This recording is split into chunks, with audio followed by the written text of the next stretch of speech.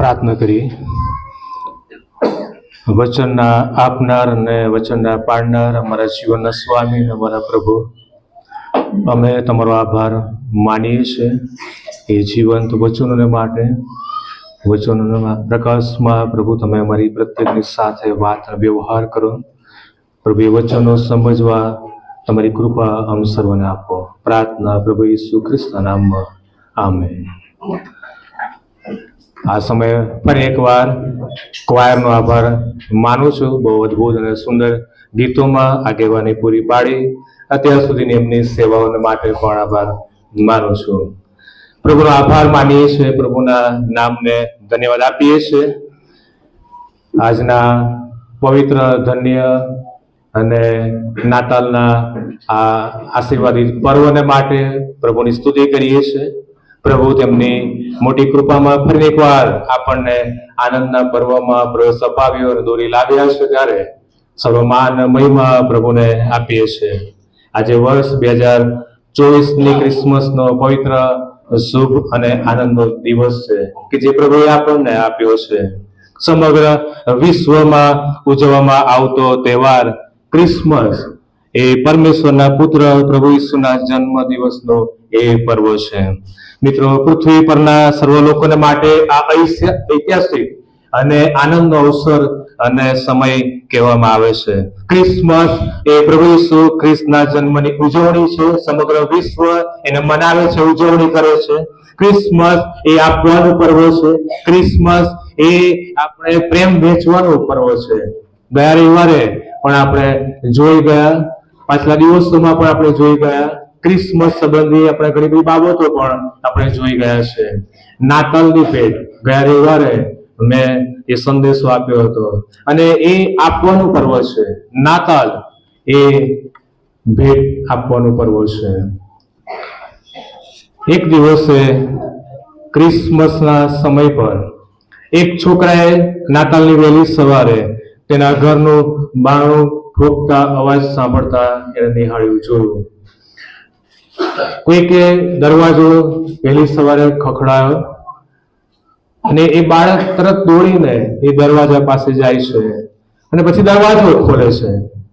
અને જ્યારે એ બાળક દરવાજો ખોલે છે ત્યારે એ દરવાજા ઉપર ત્યાં કોઈ ઊભું નહોતું, પણ એક વ્યક્તિ ઊભો હતો કે જે એના કુટુંબનો હતો, અને એ વ્યક્તિ એના પપ્પા હતા.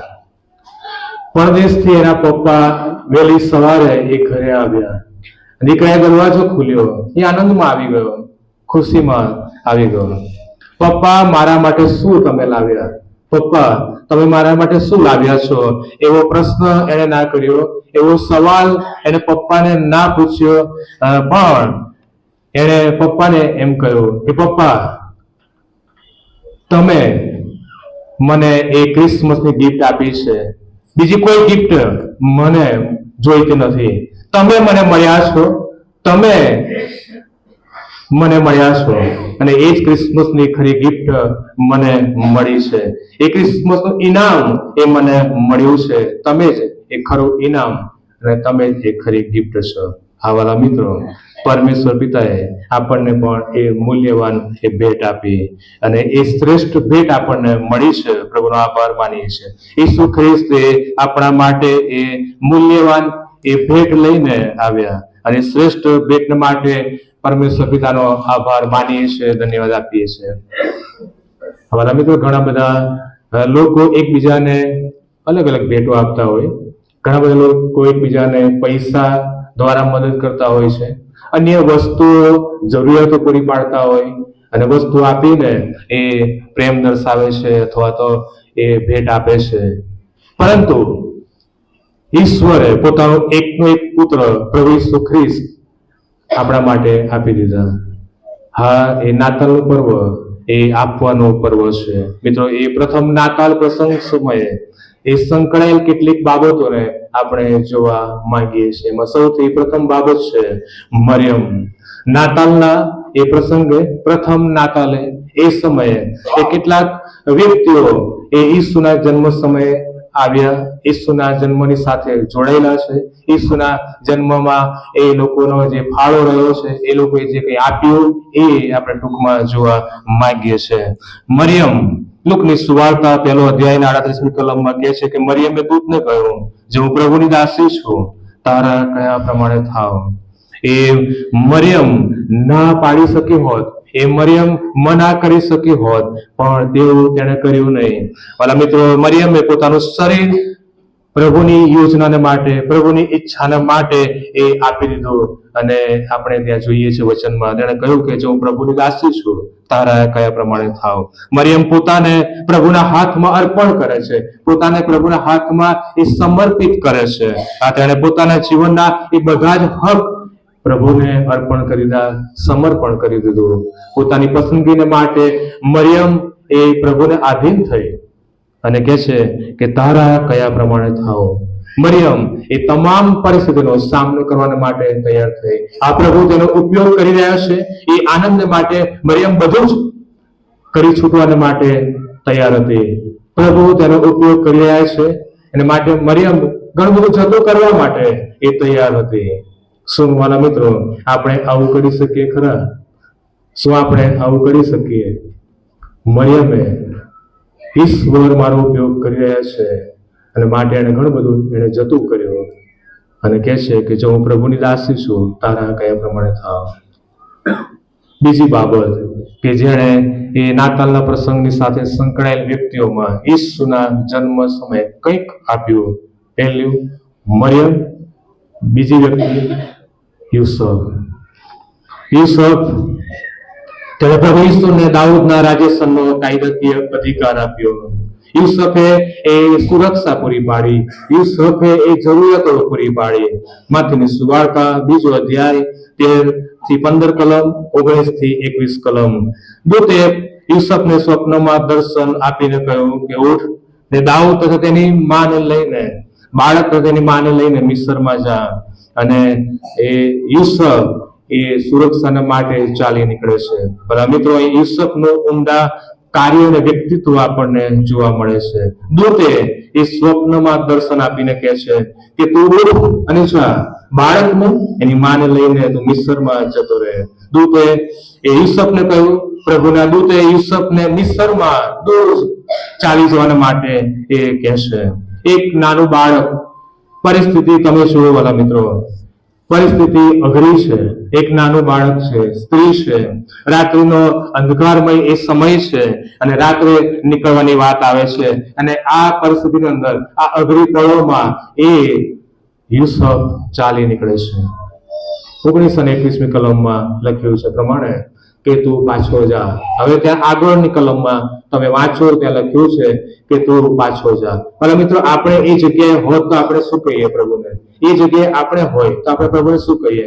પહેલા કહે છે કે તું મિસ્રમાં જા, અને આગળની કલમમાં તમે વાંચો, ત્યાં લખ્યું છે 19-21મી કલમમાં કે તું પાછો જા.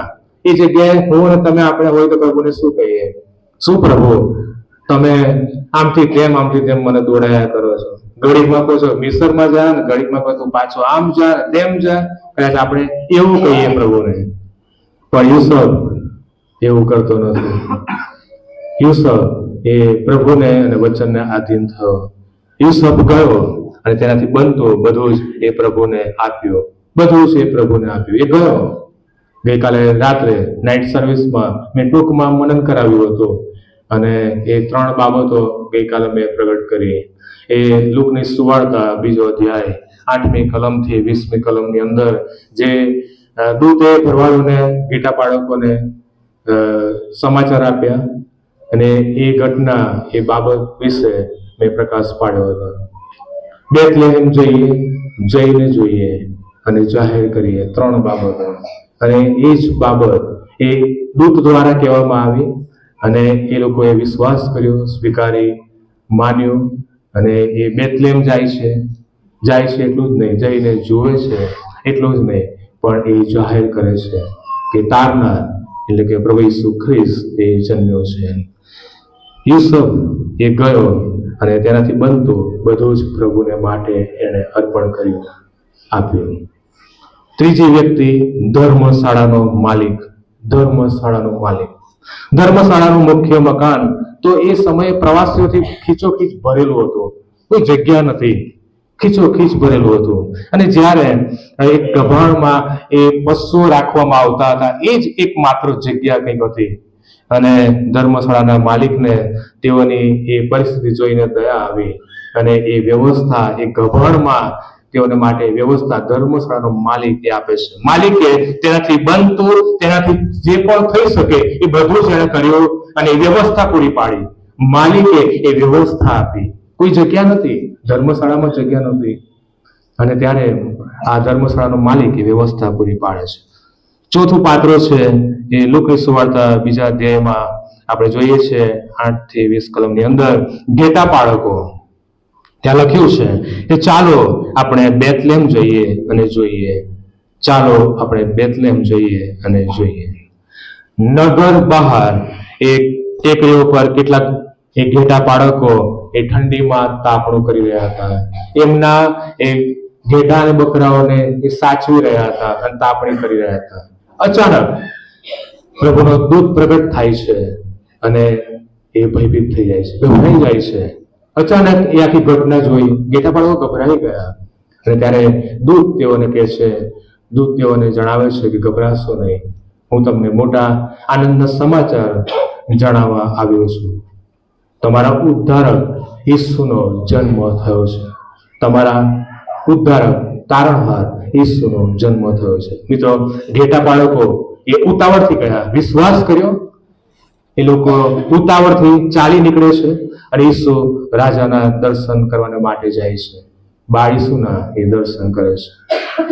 વાલા મિત્રો, આજની પરિસ્થિતિમાં જો આપણે જોઈએ, આજે તો ઘણાને દર્શન કરતા પ્રદર્શનમાં વધારે રસ હોય છે. હું ને તમે આપણે ત્યાં છે. ઘેટા બાળકોએ બહુ ઉતાવળથી ગયા, જઈને જોયું અને જાહેર કર્યું. બાળ ઈસુને જોઈને ભરવાડો એ ભક્તિભાવ પૂર્વક ગયા, ઘૂંટણે પડ્યા અને ભજન કર્યું. માગ્યું પણ એ પ્રમાણે કર્યું. ઘેટા બાળકોએ બીજાઓને સાક્ષી આપી. ઘેટા બાળકોએ પોતાની સ્તુતિ એ પ્રગટ કરીને આપી. ભલા મિત્રો, આજે આપણે સાક્ષીના જીવનમાં ક્યાં છે? આપણે સ્તુતિના જીવનમાં ક્યાં છે?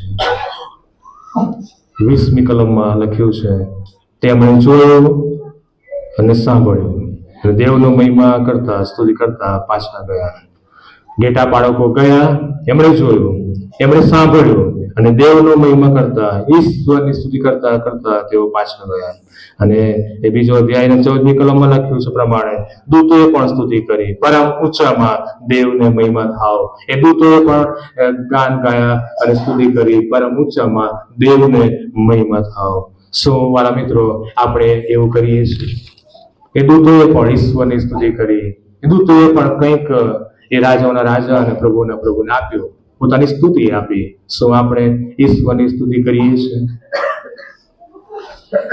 બીજું પાત્ર અને એ માગીઓ. માથીની સુવાર્તા 2 અધ્યાય. તેઓ તારાને જોઈને મહા આનંદથી હરખાયા.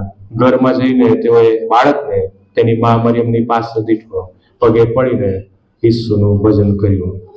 તેની બાબત માગીઓએ તેમની આરાધના આપી. માગીઓએ ઈશ્વરનું ભજન કર્યું. આનંદથી, ઉમંગથી એ આરાધના કરી અને ભજન કર્યું. ભલા મિત્રો, આજના પ્રવર્તમાન સમયની વાત કરીએ તો આજના ખ્રિસ્તી વિશ્વાસીઓને ચર્ચમાં અને ભજન કરવા માટેની પણ ઘણી વખત ઉતાવળ હોતી નથી, અથવા તો સમય હોતો નથી. અને એમાંય ઘણા બધા વ્યક્તિઓ તો આવતા પણ નથી. કદાચ એ નાતાલ, નવા વર્ષ અથવા ઈસ્ટરના દિવસે એ દર્શન થાય અથવા તો જોવા મળે. પણ પ્રભુનું વચન આપણને શીખવે છે. પ્રભુના વચનમાં જે પાત્રો છે, જે સેવકો અને સેવિકાઓ છે, જે પાત્રો છે, તે આપણને શીખવે છે, નમૂનો આપે છે. આ માગીઓ એ પણ તારાને જોઈને મહા આનંદથી હરખાયા. એટલું જ નહીં, પણ કે છે કે તેઓએ ઈસુનું ભજન કર્યું. તેઓ ગયા અને ઈસુનું ભજન કર્યું. હવે મિત્રો, આપણે ઉતાવળથી આપણે પ્રભુનું ભજન કરવા માટે દર રવિવારે નિયમિત દરેક સંગતોમાં ઉતાવળથી આવીએ, આનંદથી આવીએ, આનંદથી ઈશ્વરનું ભજન કરીએ, પ્રભુની આરાધના કરીએ. અને જે પણ કરીએ છીએ વાલા મિત્રો, એ તો પ્રભુને માટે કરીએ છીએ, નહીં કે બીજા કોઈને માટે. જો પ્રભુને માટે આપણે કરવું છે, પ્રભુને કંઈક આપવું છે, તો આપણે એને માટે સમય કાઢવો પડશે, એને માટે જવું પડશે. માગીઓ ગયા, ઘેટા પાડવો ગયા, જોયું અને જાહેર કર્યું, પ્રગટ કર્યું, એ આપણે કરવાનું છે. મિત્રો યાદ રાખીએ, ક્રિસમસની ભક્તિ ના કરશો, ક્રિસમસની ભક્તિ ના કરશો, પ્રભુ ઈસુ ખ્રિસ્તની ભક્તિ કરશો. બીજી બાબત, માગીઓએ તેમનું દ્રવ્ય આપ્યું. 11મી કલમ, સોના, લોબાન અને બોળનું નજરાણું કર્યું. બહુ જ કિંમતી અર્પણ તેઓએ આપ્યું. એનું કિંમતી નજરાણું બાળ ઈસુને કર્યું. સોનું, બોળ અને લોબાનનું નજરાણું કરે છે. ભલા મિત્રો, આજે પણ બાળકના જન્મ સમયે કંઈક ભેટ આપવાની પ્રથા છે, એ વ્યવહાર છે. આજે પણ બાળકના જન્મ સમયે આપણે કંઈક આપીએ છીએ, કંઈક ભેટ આપણે આપીએ છીએ. હા વાલા મિત્રો, આજે આપણા માટે એ ભેટ કઈ છે? આપણા માટે આ નાતાલે એ ભેટ કઈ છે? હા, એ બીજી કોઈ ના હોઈ શકે, માત્ર ને માત્ર પ્રભુ ઈસુ ખ્રિસ્ત. ઈસુ મળે બધું મળી જાય. ઈસુને મેળવી લઈએ તો બધું જ પ્રાપ્ત થાય. આપણને એ જીવંત પ્રભુની ભેટ મળી છે. તારણહાર, ઉદ્ધારકર્તાની એ ભેટ આપણને પ્રાપ્ત થઈ છે. પણ મિત્રો, એ ભેટને પેકેટમાં સંગ્રહી રાખીએ નહીં, પરંતુ એ ભેટને આપણે ખોલીએ, આપણે એ ભેટને સ્વીકારી લઈએ અને એ ભેટને આપણા હૃદયમાં આવકારીએ. મિત્રો, પ્રભુ એ તમારા જીવનમાં આવવા માંગે છે. પ્રભુ તમારા જીવનમાં એ આશીષ આપવા માંગે છે. બાળ ઈસુને તમારા જીવનના રાજા તરીકે અપનાવો, સ્વીકારો અને તેની પ્રશંસા કરો. બીજું પાત્ર છે ફાધર, પિતા. યોહાનની સુવાર્તા 3જો અધ્યાય અને 16મી કલમ. કેમ કે દેવે જગત પર એટલો બધો પ્રેમ કર્યો, ત્યારે પોતાનો એકાકી દીકરો આપ્યો. એ સારું કે જે કોઈ તેના ઉપર વિશ્વાસ કરે તેનો નાશ ન થાય, પણ તે અનંત જીવન પામે. પિતાએ પોતાનો દીકરો આપ્યો આપણા ઉપર. એ તેમના પ્રેમની પ્રતિતિ એ પુત્રને આપીને એ પ્રગટ કરી છે અને દર્શાવવામાં આવી છે. પ્રભુને જે સારું હતું, પ્રભુને જે પ્રિય હતું, એ અર્પણ કરી દીધું. પરમેશ્વરે પોતાનો પુત્ર પ્રભુ ઈસુ ખ્રિસ્ત આ જગતમાં મોકલી આપ્યો, અર્પણ કરી દીધો. અને બીજું પાત્ર છે પ્રભુ ઈસુ ખ્રિસ્ત. 2 કોરિન્થી 8મો અધ્યાય 9મી કલમ. ત્યાં લખ્યું છે, ખ્રિસ્તની કૃપા વિશે જાણો છો, ધનવાન છતાં તમારે લીધે એ દરિદ્ર થયો, એટલા માટે કે તમે ધનવાન થાઓ. ખ્રિસ્તની કૃપા વિશે તમે જાણો છો, એ ધનવાન છતાં તમારે લીધે એ ઈસુ દરિદ્ર થયો, એટલા માટે કે તમે ધનવાન થાઓ. આપણને એ ધનવાન કરવાના માટે, આપણને ધનવાન બનાવવાના માટે તેમણે સ્વર્ગમાંની પોતાની સંગતનો એ ત્યાગ કરી દીધો. એ સ્વર્ગીય વૈભવ, રાજ, સિંહાસન એ બધું છોડીને એ માનવ બનીને આવ્યા, આપણી મધ્યે વાસો કર્યો અને આપણી મધ્યે તેઓ આવ્યા. તે ગરીબ કુંવારીના ઉદરે જન્મ્યા. તેમના માટે કોઈ આવકારની કમિટી હતી નહીં. ઈસુ એ બીજાની ગભાણમાં એ જન્મ્યા. ઈસુ એ ધનિક હતા અને તેમણે પારકી વ્યક્તિના ગધેડા ઉપર સવારી કરી. ઈસુ એ ધનિક હતા, અન્યની પથારીમાં એ સૂઈ જતા હતા. ઈસુ એ ધનિક હતા, બીજાની મુસાફરીમાં એમણે મુસાફરી એમણે કરી. ઈસુ ધનવાન હતા, ધનિક હતા, એમને બીજાની કબરમાં દાટવામાં આવ્યા. અને ઈસુ ધનિક હતા અને એમણે સર્વસ્વ અર્પણ કરી દીધું સમગ્ર માનવ જાત માટે. તે જીવનની રોટલી હતા, તેમણે ભૂખનો સામનો કરવો પડ્યો. તે જીવનનું પાણી હતા અને તેમણે પોકાર કર્યો, મને તરસ લાગી છે, મને તરસ લાગી છે. તે પ્રભુ હતા, તે દાસ બન્યા. તે પ્રભુ હતા, એ મનુષ્ય બન્યા, માનવ બન્યા. તે સર્વ સમર્થ હતા, તે નિર્બળ બન્યા. તે ધનવાન હતા, તે દરિદ્ર બની ગયા. હવાલા મિત્રો, ઈસુએ આપણા માટે પોતાનું જીવન પણ આપી દીધું. વધસ્તંભ પર મરણ પામ્યા અને સજીવન પણ થયા. એ પુનરુત્થાન પામેલો એ ગૌરવી રાજા અને પ્રભુ કે જે આજે પણ ઇમાનુએલ બનીને આપણી સાથે છે. હવાલા મિત્રો, શું તમે ઈસુ ખ્રિસ્તની સૌથી શ્રેષ્ઠ ભેટ પ્રાપ્ત કરી છે? શું તમે એ પ્રભુ ઈસુ ખ્રિસ્તની સૌથી અગત્યની ભેટ અનંત જીવન પ્રાપ્ત કરી છે? વિચારીએ. જો નથી તો તે ઓફર કરે છે કે તેને વિશ્વાસથી આપણે સ્વીકારીએ. મિત્રો, પ્રભુનો આભાર માનીએ કે તેમની સર્વોત્તમ ભેટને માટે આજે આપણે એ નાતાલ ઉજવી રહ્યા છે. આજે પણ એ ભેટ આપણા માટે એ ઉપલબ્ધ છે. આજે પણ એ ભેટ આપણા સર્વને માટે છે, સમગ્ર માનવ જાતને માટે છે, વિશ્વાસ કરનાર દરેકને માટે એ ભેટ રાખવામાં આવેલી છે. અમારા મિત્રો, આ નાતાલે તમે પ્રભુ ઈસુ ખ્રિસ્તને શું આપવા માંગો છો? આ નાતાલે તમે પ્રભુ ઈસુ ખ્રિસ્તને શું અર્પણ કરવા માંગો છો? આવો, આ જે પાત્રોએ અર્પણ કર્યું એમ આપણે પણ આપણે જીવનનું અર્પણ પ્રભુને કરીએ. માગીઓની જેમ તમે તમારું શરીર પ્રભુને અર્પણ કરો. ઈસકની જેમ ખ્રિસ્તને તમારા અધિકાર આપી દો. એ ઘેટા બાળકોની જેમ ખ્રિસ્તને તમારી સાક્ષી આપો, સ્તુતિ અર્પણ કરો. અને એ ધર્મશાળાના માલિકની જેમ તમે તમારાથી બનતું એ બધું જ પ્રભુને આપી દો. માગીઓની જેમ તમે ખ્રિસ્તને એ સર્વશ્રેષ્ઠ અને જે કિંમતી છે, જે માગીઓએ આપ્યું, એમ આપણે આપણા જીવનનું અર્પણ આપણે કરીએ અને પ્રભુને ધન્યવાદ આપીએ. આ નાતાલ આપ સર્વને માટે આનંદદાયી, અર્થપૂર્ણ અને આશીર્વાદિત બની રહે એ જ મારી પ્રાર્થના અને શુભેચ્છા છે. આવું પ્રાર્થનામાં જોડીએ. પ્રાર્થના. પ્રભુ, અમે આ વચન માટે તમારો આભાર માનીએ છીએ, ધન્યવાદ આપીએ છીએ. આવાલા પ્રભુ, એ પ્રથમ નાતાલ અને પ્રથમ નાતાલના સમયે ઘણી બધી વ્યક્તિઓએ પોતાનું શ્રેષ્ઠ તમને અર્પણ કર્યું, કંઈક આપ્યું. આવાલા પ્રભુ, અમે આભાર માનીએ છીએ એ દરેક પાત્રોને માટે. અને વાલા પ્રભુજી, આભાર માનતા અમે પ્રાર્થના કરીએ છીએ પ્રભુ, અમે પણ તમારા બાળકો તરીકે ઓળખાઈએ છીએ ત્યારે પ્રભુ આ નાતાલે અમે ફરી એકવાર અમારા જીવનનું અર્પણ તમને કરીએ છીએ. આવાલા પ્રભુજી, અમારા અર્પણનો સ્વીકાર કરો. અમારા પ્રભુ, અમારી પ્રાર્થના છે જે ભેટ તમે અમને આપી છે એ ભેટ અમારા પૂરતી ન રાખીએ, પરંતુ પ્રભુ એ ભેટને અમે વેચીએ, એ ભેટને અમે પ્રગટ કરીએ, જાહેર કરીએ એવી કૃપા તમારી પાસે માંગીએ છીએ. એ પ્રમાણે કરવાના માટે અમ સર્વની તમે સહાય કરો. પ્રાર્થના પ્રભુ ઈસુ ખ્રિસ્તના નામમાં. આમેન.